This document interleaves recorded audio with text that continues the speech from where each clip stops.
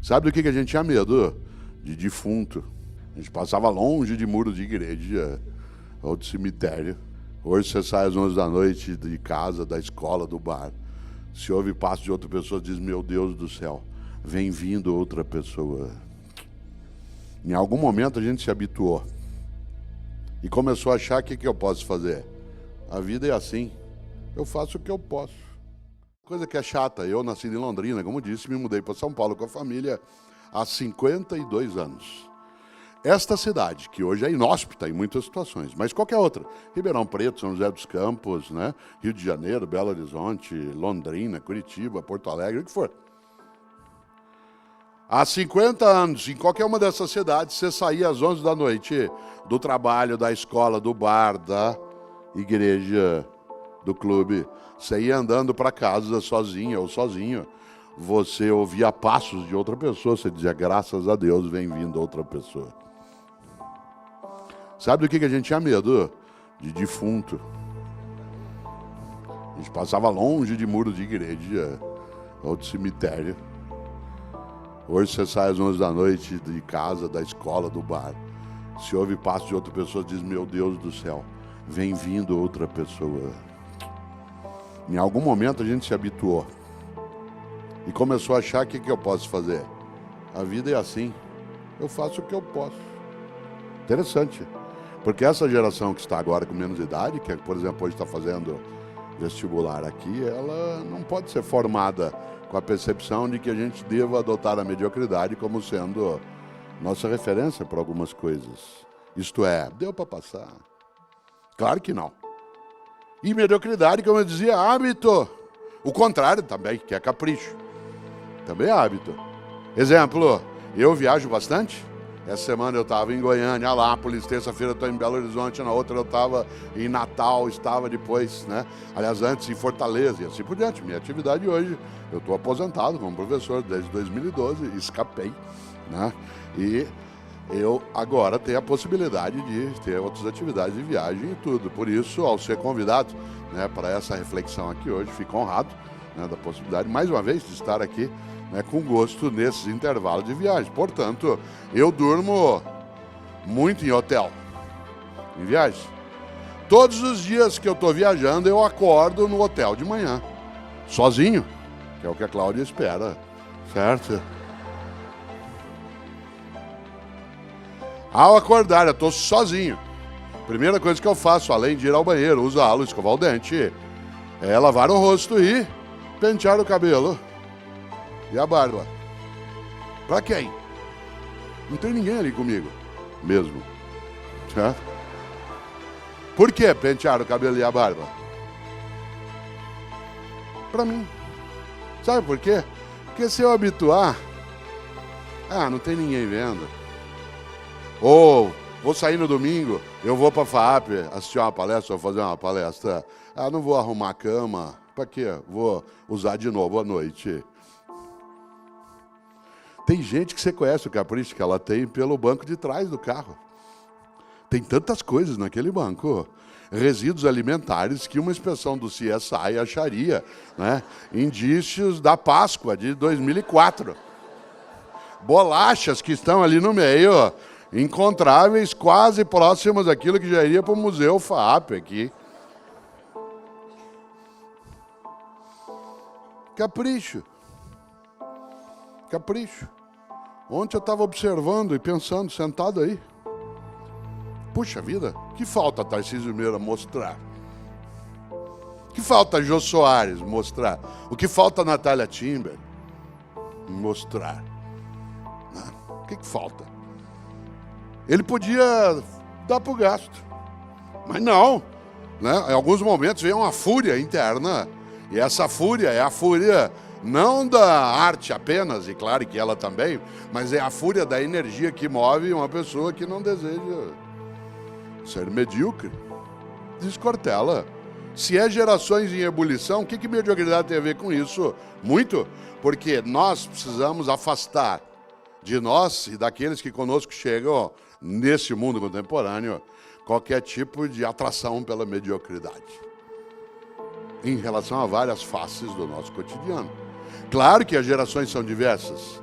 Claro que hoje nós temos, por exemplo, uma nova geração que está com 18, 20 anos de idade, que tem algo incrível, um encantamento pelo passado. Tanto que eles vão buscar. Eu uso barba sem tirar faz 42 anos. Eu estou na moda. Faz 42 anos que eu não tiro a barba. E eu estou na moda. Outro dia, Cláudio e eu fomos a um shopping e no lugar onde havia uma loja de iogurtes naturais, hoje tem uma barbearia. Barbearia, aquela inclusive do lado de fora, com aqueles símbolos antigos que ficavam girando, onde se oferece fazer a barba com toalha, navalha, uma coisa de mafioso. Não a loja, mas o princípio histórico do cinema. E a gente... Você já imaginou? Uma parte da nova geração decidiu ser contemporânea além de nós e decidiu fazer algo para mostrar como nós somos ultrapassados, que foi fazer cerveja artesanal. Séculos a humanidade passou para ter uma cerveja gelada no freezer. Pronta, porque você vai lá e abre. Não, ele vai mostrar que você é antigo e aí ele faz cerveja em casa. Ele e um grupo de amigos. Demora, vence logo, acaba cedo. É amarga, mas você é velho. Você compra cerveja. Você já imaginou? Que coisa maluca. Você vai a um restaurante hoje em São Paulo almoçar, depois que teu menino ou menina fizer o exame, e você vai a um restaurante que é sofisticado. Olha só uma curiosidade, tem umas marcas aqui no chão, elas são da peça ou da minha apresentação? Eu não sei se é para eu andar para lá e para cá. É da peça, tá. É porque eu estou olhando agora que tem umas marcas. Eu falei, será que eu estou fora de quadro? Ainda serei enquadrado pela diretora do teatro. Né?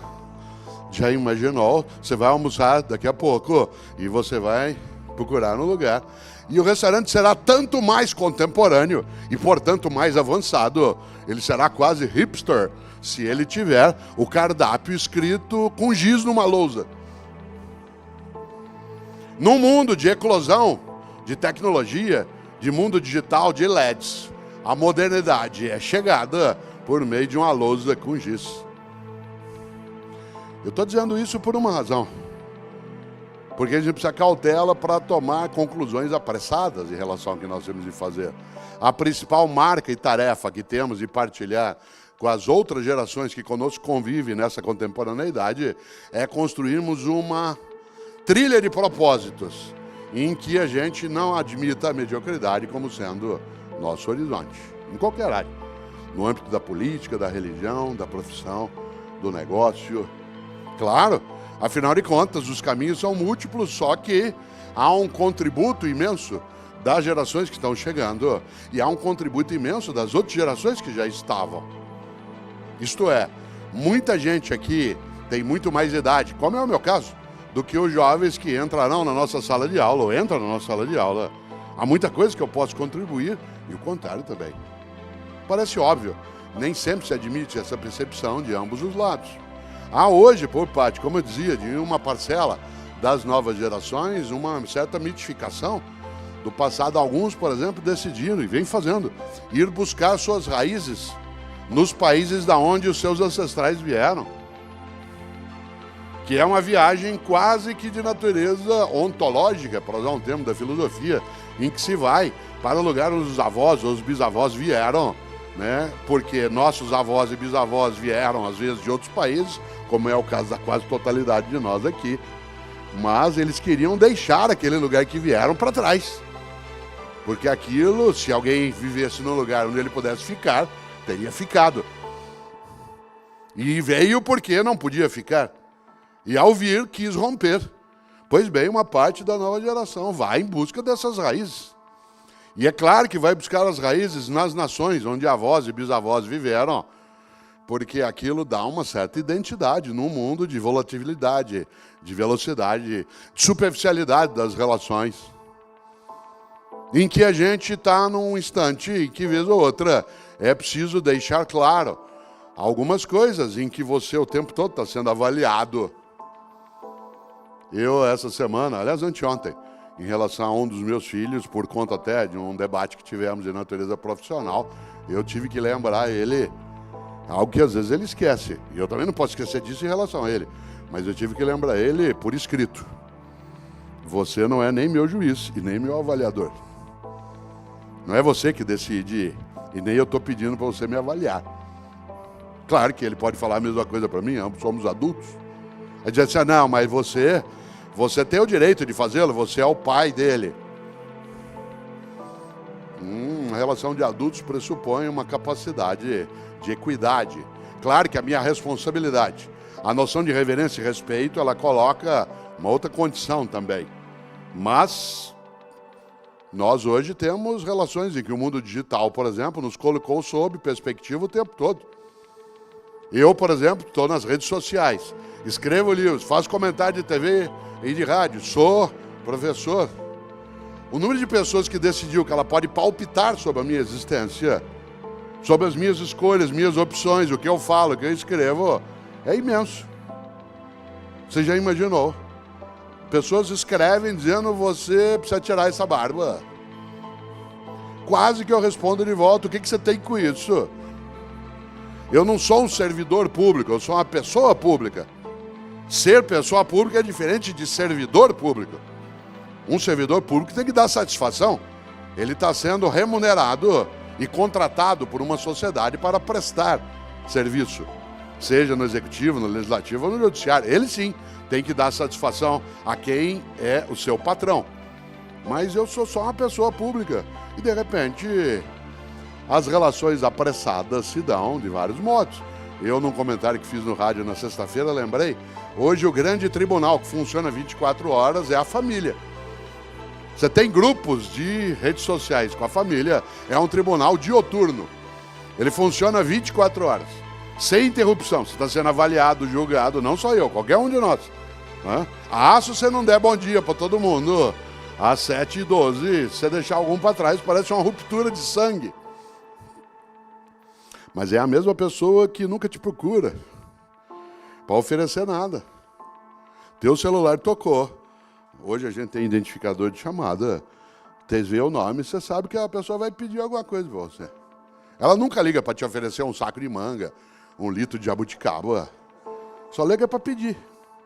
Mas te avalia, te julga, se chateia, fica melindrada ou melindrado se você não responde bom dia, família. E nós começamos, de repente, a nos perder e nos enredar em algumas trilhas que levam a lugar nenhum. E não sobra para nós tempo para aquilo que é importante.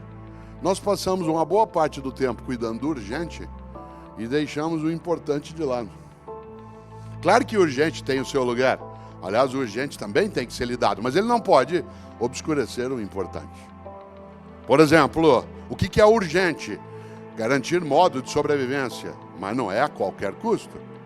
O que é urgente? É você lidar com aquilo que é a tua tarefa, que aliás te dá o retorno em relação às tuas condições, mas ela não é exclusiva. Uma parte de nós, repito, se dedica e está formando novas gerações com a perspectiva do urgente, deixando de lado o importante. O que é o importante? O importante é aquilo que faz com que a vida tenha propósito. Afinal, um dia partimos. E meu avô é Ettore, italiano.